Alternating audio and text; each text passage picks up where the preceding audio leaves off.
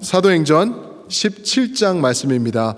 17장 16절부터 34절 말씀입니다. 사도행전 17장 16절부터 34절, 그 중에서 23절까지만 저와 교독하시겠습니다. 16절부터 23절까지 교독하실 때 우리 23절은 합독하시고 제가 16절 봉독해 드리겠습니다. 바울이 아덴에서 그들을 기다리다가 그 성에 우상이 가득한 것을 보고 마음에 격분하여 회당에서는 유대인과 경건한 사람들과 또 장터에서는 날마다 만나는 사람들과 변론하니 어떤 에피쿠로스와 스토아 철학자들도 바울과 쟁론할세 어떤 사람은 이르되 이 말쟁이가 무슨 말을 하고자 하느냐 하고 어떤 사람은 이르되 이방신들을 전하는 사람인가 보다 하니 이는 바울이 예수와 부활을 전하기 때문이러라. 그가 붙들어 아레오바고로 가며 말하기를 내가 말하는 이 새로운 가르침이 무엇인지 우리가 알 수 있겠느냐. 내가 어떠한 이상한 것을 우리 귀에 들려주니 그 무슨 뜻인지 알고자 하노라 하니 모든 아덴 사람과 거기서 나그네 된 외국인들이 가장 새로운 것을 말하고 듣는 것 이외에는 달리 시간을 쓰지 않음이더라. 바울이 아레오바고 가운데 서서 말하되 아덴 사람들아 너희를 보니 범사에 종교심이 많도다. 함께 읽습니다. 내가 두루다니며 너희가 위하는 것들을 보다가 알지 못하는 신에게라고 새긴 단도 보았으니 그런즉 너희가 알지 못하고 위하는 그것을 내가 너희에게 알게 하리라. 아멘. 오늘 말씀 그리고 지속해서 34절까지 말씀으로 세상과 소통하는 성도, 세상과 소통하는 성도, Communicating with the World라고 제목을 지어봤습니다. 요즘 코로나19로 인해서 19로 인해서 우리가 세상과 단절되어 있는 삶을 살고 있습니다. 그래서 오늘 말씀이 더 중요한 것 같습니다. 많은 경우에 단절이 돼 있고 예전에는 그냥 아무렇지도 않게 다가가서 손 붙잡고 악수하고 이렇게 등 두들겨주고 또 포옹해주고 그러는 정말 터치가 있었던 것이 이제는 다 바뀌게 되어서 이제는 단절된, 그리고 단절을 하지 않으면 불법이 되는 그러한 세상을 살고 있는 것을 우리가 다 겪고 있습니다. 그러나 너무나 감사한 것은 아까 말씀드린 것처럼 여러 방면을 통하여서 우리의 대화가 지속될 수 있다라는 것을 봅니다. 아까 보셨듯이 우리 VBS 우리 꼬마 아이들이 예배 드리면서 전도사님들과 떨어져 있지만 마치 얼굴을 대하면서 예배 드리는 것처럼 하는 모습도 있고, 금방 보셨던 우리 찬양대가 찬양하면서 각자 다 떨어져 있는데 집에서 또 내가 있는 곳에서 녹음해서 그것을 하나로 모을 때 아름다운 화음이 돼서 우리에게 은혜로 끼쳐지고 다가오는 그런 것을 보면서 정말 감사하다라고 생각이 듭니다. 그런데 이런 좋은 것들이 있지만 문제가 하나 있는 게, 이런 여러 방면을 통해서 우리가 하나가 될 수 있을지라도 소통, 진정한 소통은 불가능한 것을 우리가 겪고 있습니다. 소통이 무엇인가? 소통은 그냥 대화가 아니죠. 소통은 그 뜻을 보니까 막힘이 없는 통함이라는 말이더라고요. 막힘이 없는 통함. 그런데 요즘 우리가 대화를 하더라도 막힘이 있어요. 나의 전화를 보고 대화를 하고, 컴퓨터 앞에서 대화를 하고, 테레비 앞에서 예배를 드리고, 그리고 일터를 복귀하신 분들도 아마 사람들을 대하시는 분들은 앞에 플렉시글라스 같은 플라스틱으로 세워놓으시고 이제 막힘이 있는 대화를 하고 계실지 않을까 생각이 됩니다. 코스코를 가도 그렇고요, 마켓을 가도 그렇고요, 또 누가 뒤에서 따라오거나 내가 가고 있는데 내 앞으로 바로 와서 쓰고 그러면은 움찔해지는 그러한 시대를 우리가 지나고 있습니다. 그런데요, 교회는요 이런 소통을 하는 곳입니다. 교회라는 집단은 소통의 집단이라는 것을 우리가 기억해야 됩니다. 왜 그러냐면은 예수님께서 우리와 소통하시기 위하여서 이 땅에 오셨다라는 것이죠. 우리 하나님의 마음과 하나님의 뜻을 우리에게 알게 하시기 위하여서 우리의 모습을 하시고 인간이 되셔서 사람의 모습으로 우리와 함께 소통해 주시고 우리에게 다가와 오셨다라는 것입니다. 그 주님께서 이제는 저희를 어떻게 보내시죠? 땅끝까지 이르러 내 증인이 되라 하면서 우리에게 그 소통의 역할을 맡겨주셨습니다. 땅끝까지 이르러 소통하라라고 우리에게 말씀해 주시는 거죠. 그래서 오늘 말씀이 우리에게 특별하게 중요한 것입니다. 바울이 오늘 아덴에 또는 아덴이라는 곳에 가가지고 소통하는 모습이 오늘 말씀의 핵심이 되고 있습니다. 바울이 기가 막힌 곳으로 이제 들어간 거예요. 아덴이라는 곳이 우리 성도님들도 아실 겁니다. 얼마나 철학적으로 중심적이고 핵심적인 지역이었던지 당시 이런 말이 있었죠. 로마가 온 세상을 힘으로 장악하고 지배했을지라도 오히려 아덴, 그리스는 그들의 철학과 사상으로 온 세계를 지배했다라고 말하고 있습니다. 우리도 모르게 젖어 있는 습관들, 생활 습관, 또 우리의 생각, 사상, 우리의 로직 이런 것들이 이 아덴에서부터 출발했다라는 것을 또한 알 수 있습니다. 아리스토텔레스, 소크라테스 이런 사람들이 이곳에서 출신했고요. 여기서부터 시작된 것이 또 데모크라시입니다. 그 사람 중심으로 하는 그러한 데모크라시 이게 여기서 다 나온 것인데 이 핵심적으로 철학 중심이 되어 있는 곳에 바울이 서서 복음을 외치기 시작하는 것입니다. 그 말씀이 오늘 말씀인데 이 바울이 어떻게 소통하며 복음을 이 엄청난 곳에서 전달했는지 우리가 오늘 말씀을 통해서 배우기를 원하는데요.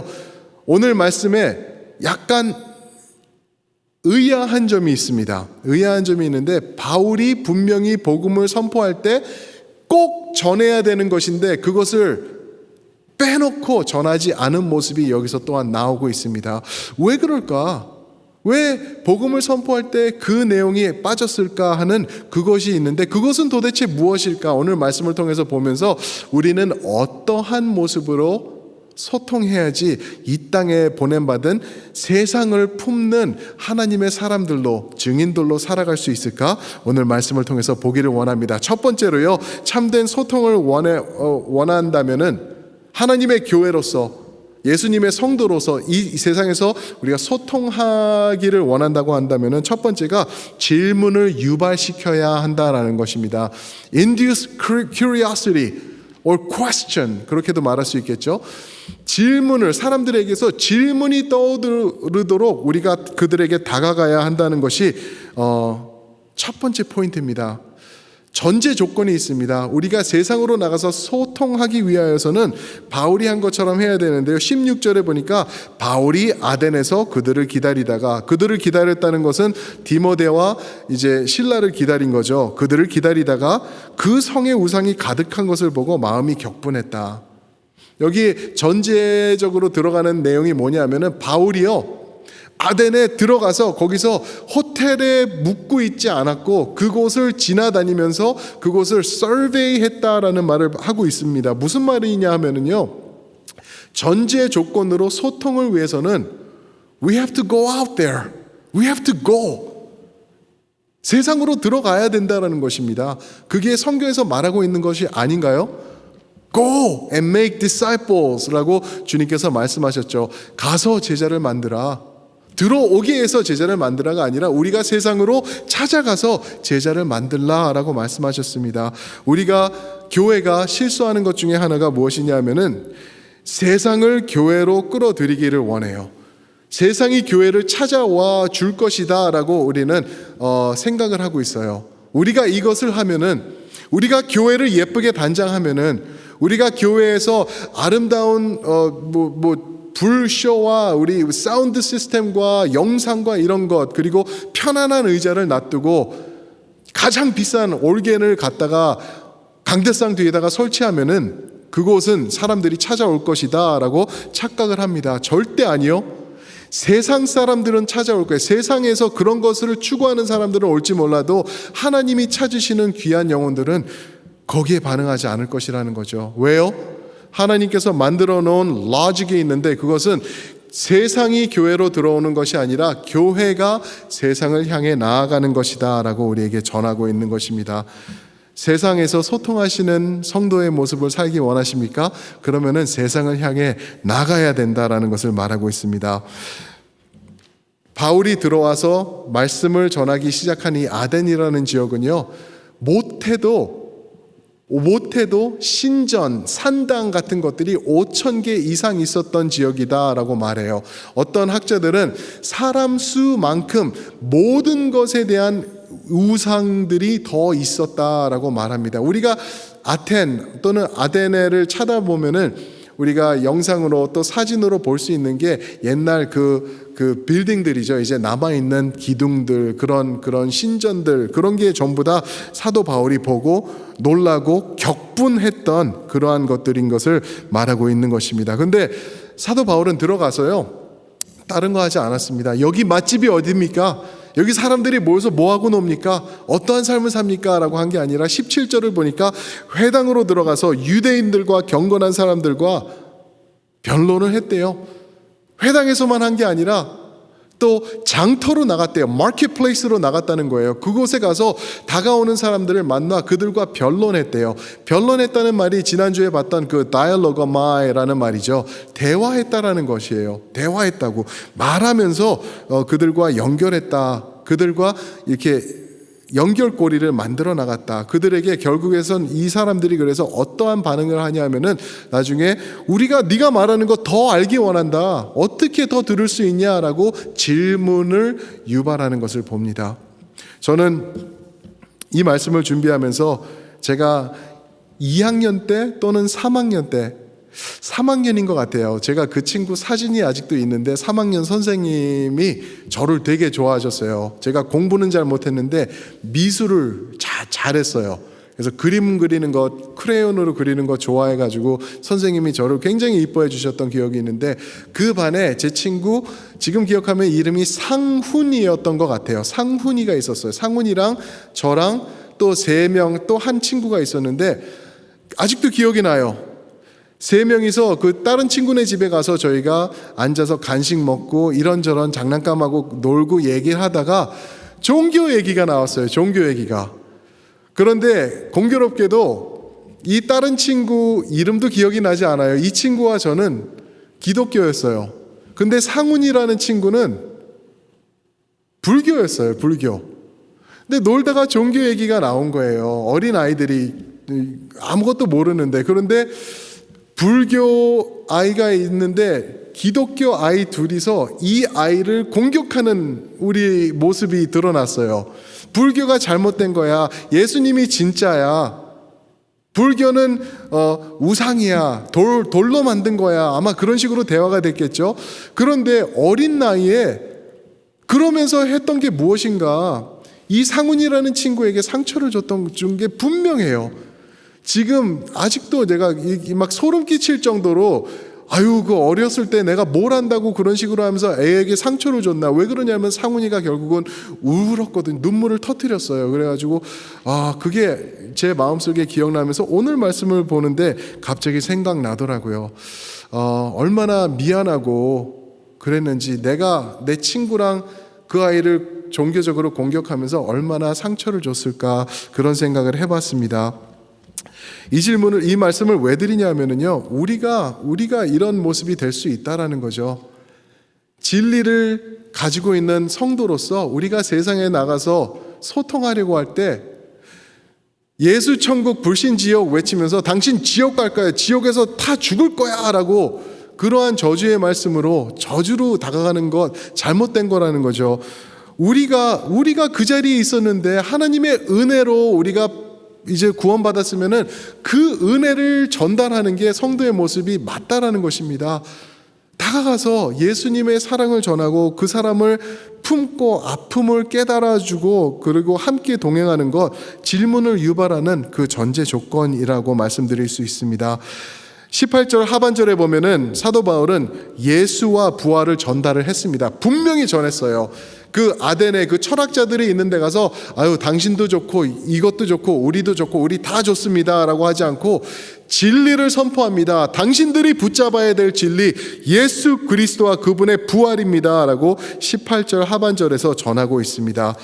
그랬을 때 이제 18절 또 이제 처음에서는 에피쿠로스라는 사람을 말하고 있죠. 에피쿠로스라는 사람들이 다가왔대요.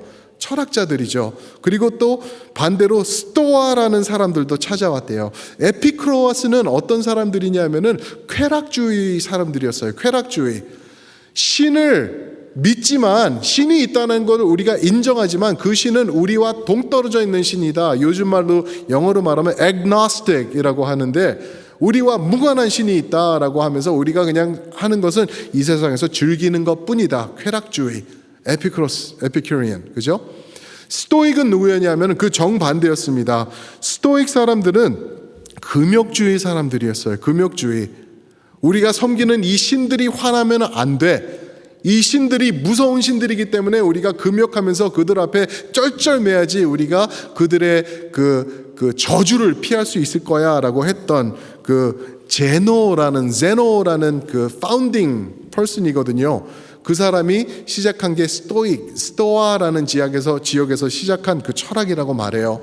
그런데 문제가 있는데 이 제노라는 사람과 그의 후계자와 그 모든 사람들이 결국에는 자살하는 그러한 위치로 갔다라고 이제 역사가 말해주고 있습니다. 이 세상의 철학, 이 세상의 로직 그리고 사상들 그것은 진리일 수가 없다라는 것이죠. 거기서 뭔가 미싱하는 게 너무나 많은데 그것을 추구하다가 찾지 못할 때 그들이 결정하는 것은 자살밖에 없다라는 것입니다. 그래서 그들이 추구하는 것을 사도 바울은 전하는데 그 진리를 바로 예수의 부활로 전달하고 있는 것입니다. 사랑하는 성도 여러분, 사도행전 3장 6절 말씀 기억나실 거예요. 안진뱅이가 미문 앞에 앉아있을 때 베드로와 요한이 가서 어떻게 말하죠? 은과 금은 내게 없으나 내게 있는 것 너에게 주노니 나사렛 예수의 이름으로 명하노니 일어나 걸으라. 가장 귀한 것을 그에게 주고 있는 베드로의 모습을 봅니다. 우리가 이 세상에서 선포할 수 있는 가장 귀한 것이 무엇일까요? 첼트넘 장로교회에 들어오면은 어디에 투자하면은 30배, 60배, 100배의 이익을 남길 거야. 이 세상에서 살려면은 행복하기 위해서는 나를 따라와야 돼 라고 말하는 그런 것이 아니라 우리가 이 세상에서 가장 필요한 것, 그러나 세상 사람들이 이거 찾지 못하여서 죽음의 길로 자살의 길로 빠지고 있는 그 진리, 그 예수 그리스도의 진리를 우리가 선포하는 것이 교회에 주어진 사명인 것입니다. 그거를 전하라고 주님께서 우리에게 세상으로 나아가서 소통하며 나의 증인이 되다오라고 우리에게 부탁하시는 것입니다. 그런데 그렇게 우리가 세상으로 나아갈 때 조심해야 될 게 윈썸하게 나가야 돼요.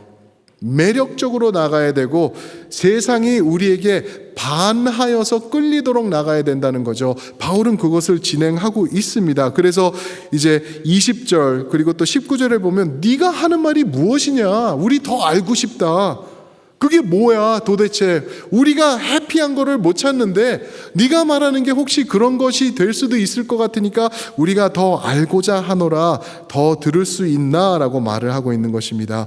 그럴 때 사도 바울이 하는 두 번째 포인트가 있습니다. 이것을 우리가 또 캐치해야 되는데요. 우리가 세상으로 나가서 하나님의 백성으로 소통하기 원한다면은 두 번째 포인트가 공통점을 찾아야 된다라는 것입니다. Introduce common ground. Common ground. 그들과 내가 전하는 진리와 연결고리가 될 수 있는 그들에게 이 진리를 전달할 수 있는 bridge. 다리를 우리가 만드는 것을 말하고 있는 것입니다. 공통점을 만들어야 돼요. 이제 바울이 이렇게 예수를 선포하니까 이 사람들이 어떻게 했냐면은 바울을 붙잡고 19절 보니까 그를 데리고 아리오바고라는 곳으로 데리고 갑니다. 영어로는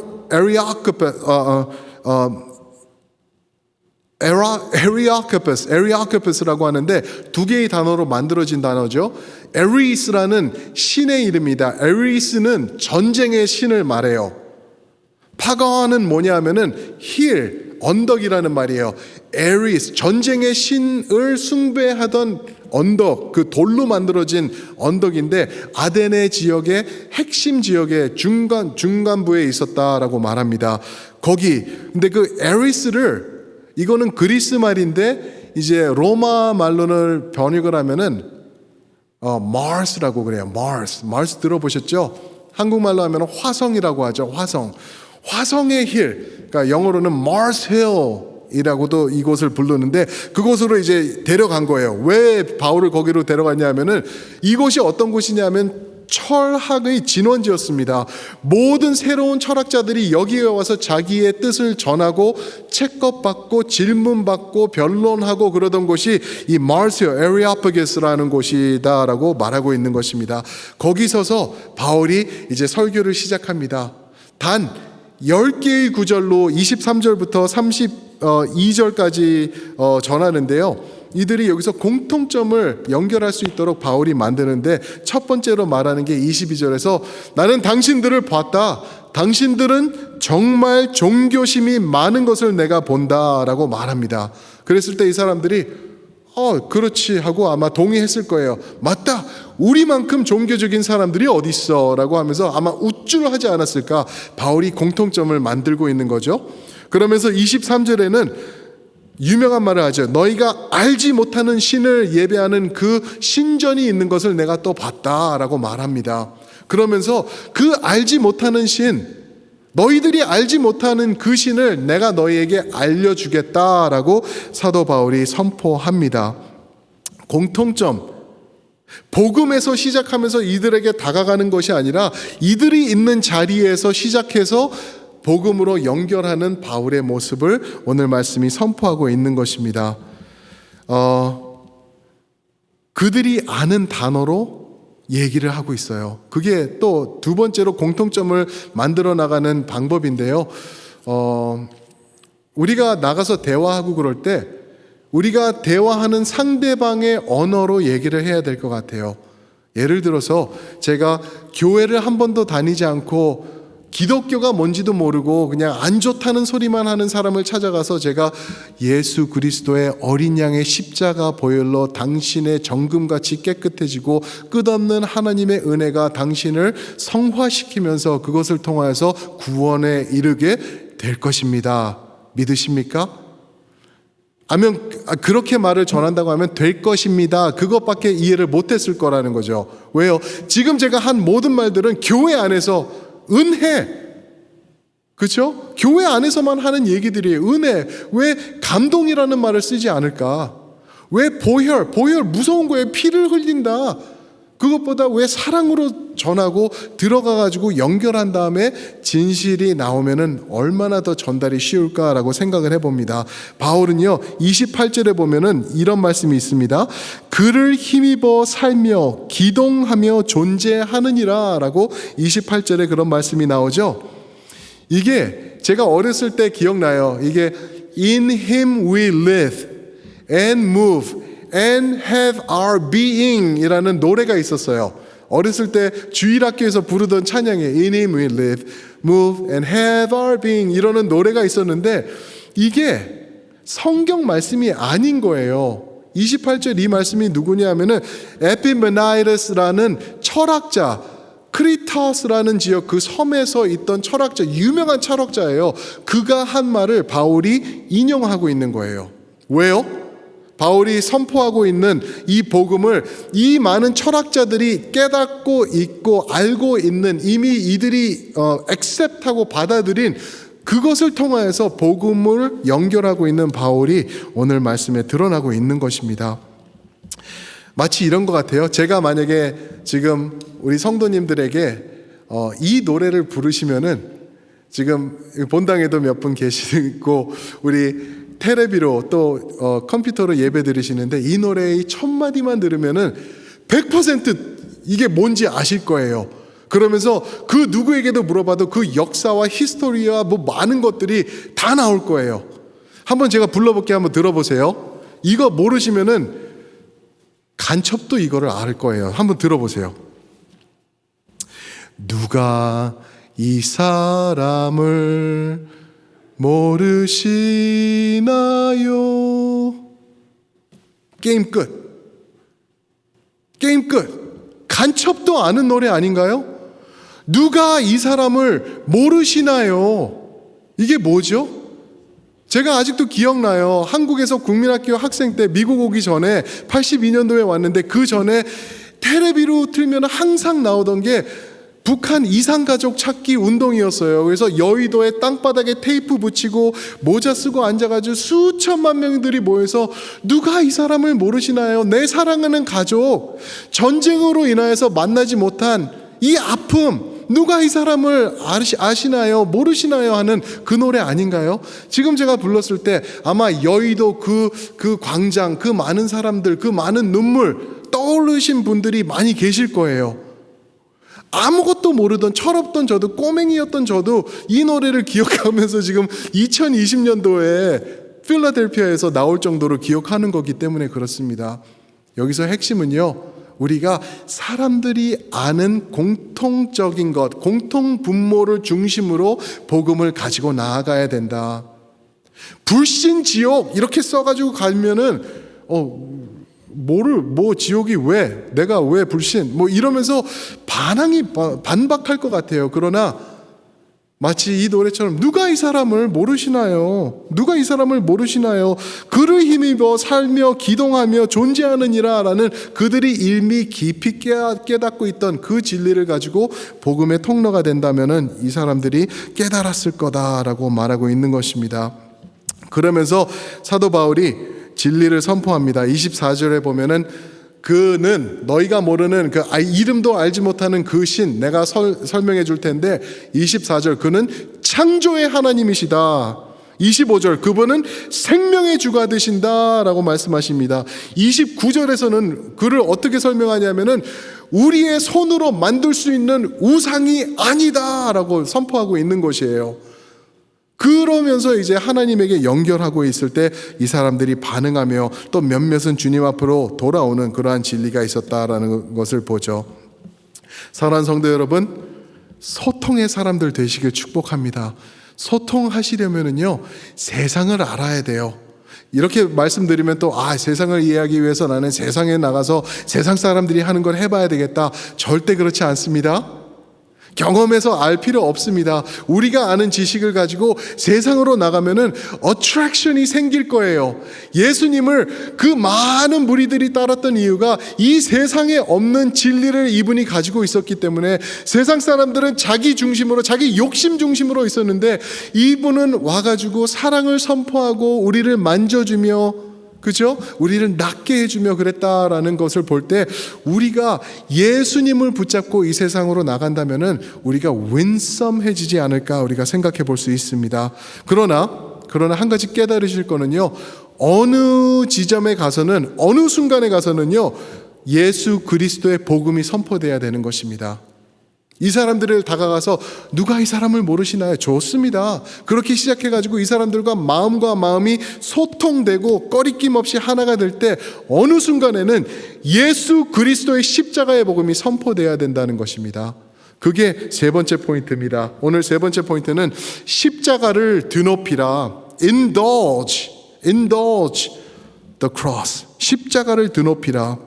십자가를 드높이라는 것은 무슨 의미인지 우리 성도님들 아실 거예요. 그죠? 십자가가 무엇이죠?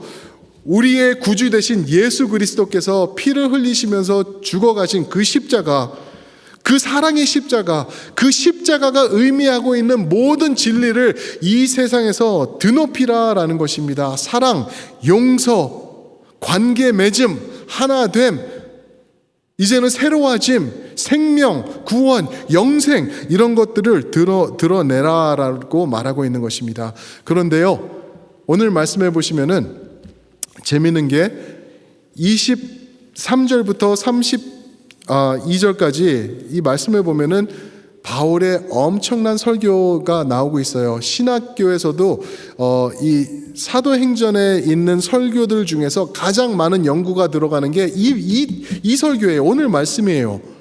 그런데 이 말씀에서 사도 바울이 빼놓는 게 있는데 그게 무엇이냐 하면은 예수 그리스도의 십자가입니다. 그 어디도 읽어보시면은 18절에는 예수와 그분의 부활을 전했다라고 얘기를 하는데, 이 설교 자체, 이 에리아파게스, 이 마르스헬에서 전하는 이 핵심 지역에서 전하는 이 메시지에는 복음이 안 들어있어요. 예수 그리스도의 십자가와 예수님의 이름조차 언급하지 않고 다만 하는 게 31절에 보면은 이는 정하신 사람으로 하여금이라고 얘기를 해요. 그냥 예수님을 정하신 사람으로 하여금 천하를 공의로 심판할 날을 이라고만 말하고 있는 것입니다. 왜 예수님의 이름을 언급하지 않을까? 왜 여기 십자가의 언급이 없을까? 저도 답을 잘 모르겠어요. 여러 학자들 얘기를 들어보면 이런 말 저런 말 여러 것들이 있고, 이거를 미화시키는 사람들도 있고, 그런데 저는 미화시키는 게 맞다고는 생각하지 않는 게, 바울이 너무 조심한 것 같은 느낌. 철학과 모든 세상을 지배하고 있던 사상의 진원지, 오늘도 우리의 생각을 지배하고 있는 그 아데네의 핵심 지역인 이 에리아파게스에서 복음을 선포할 때 그가 너무 조심했던 거 아닌가, 너무 소심했었던 것 아닌가라는 생각이 드는 게, 왜 그러냐면은 이 아덴에서 설교를 한 다음에 이제 바울이 그 다음으로 옮겨지는 지역이 18장에 보면은 고린도라는 지역입니다. 고린도라는 지역. 고린도라는 지역에 가서 그가 외친 말씀이 고린도서 2장 1절부터 5절 말씀인데, 우리 한번 띄워주시면은 이건 좀 중요해서 좀 한번 보겠습니다. 고린도전서 2장 1절부터 5절. 형제들아, 내가 너희에게 나아가 하나님의 증거를 전할 때에 말과 지혜 또는 철학의 아름다운 것으로 하지 아니하였나니, 내가 너희 중에서 예수 그리스도와 그의 십자가에 못 박힌 것 외에는 아무것도 알지 아니하기로 작정하였습니다.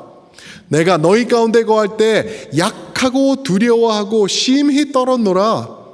내 말과 내 전도함이 설득력 있는 지혜나 철학이나 사상 이런 말로 하지 아니하고, 다만 성령의 나타나심과 능력으로 하여 너희 믿음이 사람의 지혜에 있지 아니하고 다만 하나님의 능력에 있게 하려 하였노라. 보셨나요? 계속 반복하는 게, 고린도에 가가지고 그가 한 게 말과 지혜, 철학과 사상 이런 거로 하지 아니하였다. 너희들이 혹해하는 그 아름다운 말로 하지 아니하였다. 내가 한 것은 오직 예수 그리스도와 그분의 십자가만을 전했다라고 사도 바울이 선포하고 있는 것입니다. 왜 그랬을까? 왜 고린도에서는 그렇게 십자가 중심이었는데 그 다음 지역에서는, 근데 이 아덴에서는 예수님을 전파하지 않았을까? 모르겠어요. 천국 가면 분명히 물어볼 것 중에 하나가 이거예요. 바울에게 왜 그랬냐고, 왜 복음의 선지자가 왜 그거를 사도가 복음을 전하지 않았냐고 분명히 물어볼 거예요. 그런데 아마 너무 조심했을 것 같아요. 그러면서 어떤 결과가 있었는지 아세요? 바울이 1차 전도, 2차 전도, 3차 전도 여행을 다니면서 수많은 지역을 이제 선교하죠. 가는 곳곳마다 교회들이 생겼습니다. 고린도에도 생겼어요. 고린도에서는 교회 생긴 것뿐만 아니라 거기는 큰 부흥이 일어났어요. 사람들은 악했어요. 저질이었어요. 못됐었어요. 함부로 하는 사람들이었어요. 그런데 거기에서 하나님께서 부흥의 역사를 주셨어요. 왜요? 바울이 거기서 십자가를 선포했다라는 것 때문에 그렇습니다. 그런데 아덴에서는요, 십자가 선포가 없었어요. 그 결과 바울이 다닌 모든 지역 중에서 아덴을 포함해서 단 한 군데만 교회가 세워지지 않은 곳이 어딘가요? 아데네입니다. 아데네. 기가 막히죠. 이것을 깨닫게 된 바울이 다음 지역 고린도 가서는 다시는 내가 하지 않을 거야. 다시는 내가 놓치지 않을 거야. 예수 그리스도의 십자가만을 선포하고 오직 예수님이 능력이야 라고 1장 18절 고린도전서 1장 18절에서는 얘기를 합니다. Jesus alone, His cross alone is the power of God 이라고 선포하는 바울이 된 것입니다. 우리가 이것을 깨달아야 될 줄 믿습니다. 교회가 선포할 것이요, 우리 교회 와 잘 될 거야, 좋을 거야, 편할 거야가 아닙니다. 예수 그리스도를 만나기 위해서는 우리 교회에 와라고 선포하시길 축원드립니다. 요한복음 12장 32절에 예수님께서 이런 말씀을 하시죠. 내가 땅에서 들리면 모든 사람을 내게로 이끌겠노라 하시니. 자, 무슨 말씀인지 아세요? 십자가의 죽음을 말씀하시는 거예요. 33절에 보면은 그렇게 말씀하세요. 내가 땅에서 들리면 34절 이렇게 말씀하시면 자기가 어떠한 죽음을 죽을 것으로 보이심이라. 무슨 말이죠? 예수님께서 우리에게 외치시는 말씀이 이겁니다. 십자가를 높이 들라. 십자가에 드러난 아버지 하나님의 사랑, 내가 마지막 피 한 방울까지 흘리면서 너희에게 전한 그 사랑, 너희는 높이 들어야 할 것이다 라고 말하고 있는 것입니다. 그럴 때 교회는 생명이 넘치게 되고 부흥의 역사가 따르게 되고 교회에 정말 예수 그리스도의 임재하심이 차고 넘치게 되는 것을 믿으시는 여러분들과 제가 되길 축원드립니다. 교회는요, 세상으로 보냄받은 집단입니다. 예수님께서 세상을 나가서 정죄하라라고 말씀하지 않으시고 소통하라, 내 증인이 되어서 증거해달라 말씀하셨습니다. 그래서 우리가 붙잡는 것도 예배와 말씀과 세상을 품는 것이다 라고 말씀드립니다. 사랑하는 성도 여러분, 당당하게 십자가 드러내시는 여러분 되시길 축원합니다. 절대 겁먹지 마시고요, 부끄러워하지 마시고요, 예수 십자가, 나를 구원하신 그 십자가, 그 예수의 이름 붙잡고 이 세상 중심부에 서서 예수님을 외치시는 나의 일터에서, 나의 가정에서, 내가 만나는 모든 사람들에게 나의 인자한 말과 언어와 행실로 예수님을 소통하시는 여러분들이 되시길 주님의 이름으로 축원드립니다. 기도하시겠습니다. 사랑의 아버지 하나님, 고맙고 감사합니다.